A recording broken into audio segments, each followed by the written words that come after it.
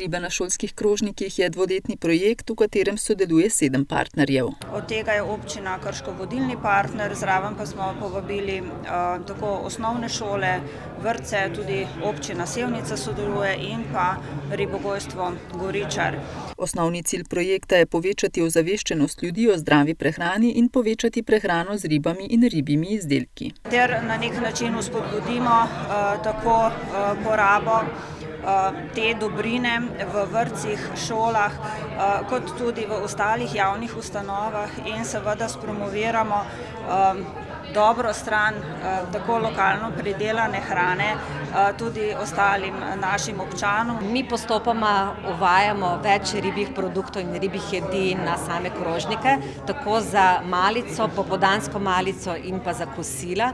Nismo še v tisti kvoti, kar je priporočljivo, da naj bi bilo to 2 ali 3 na teden, se pa zelo trudimo in postopoma delamo na tem, da bo teh jedi res čim več. Vesela sem, da smo lahko v tej skupini šol, ki imamo možnost preizkušati ta projekt, tako zaradi zdravega načina življenja, vpeljevanja zdrave prehrane, kot tudi zaradi tega, ker je to lokalno pridelana hrana. Pred leti smo poskušali res morda malce na silo spremeniti koncept šolske prehrane in se res držati smernic šolske prehrane, ki so zelo, zelo visoko postavljene. Nekako nam takrat ni šlo najbolje, ker smo začutili takoj odpor, tako pri učencih, kot tudi pri starših. Se mi zdi, da je tale projekt zdaj morda malce bolj mehko prihaja v šolo in prinaša zelo pestro ponudbo ribjih jedi, ne zgolj ribe ali pa ribji namazi, tako kot jih poznamo, ampak tudi na različne druge načine. Ribogojstvo Goričar šole in vrtec oskrbuje svežimi ribami ter razvija nove ribje produkte, v sklopu projekta pa predvideva novo zaposlitev. Gre za to, da bomo naredili 2 nova produkta, ki bojo primerna za šole in vrtce. Zaprav, nekaj, kar ne bo vsebovalo kosti, ker so kosti z šole pa vrtce se jih zelo bojijo, in da bi ta 2 izdelka v bistvu bila izključno za šole.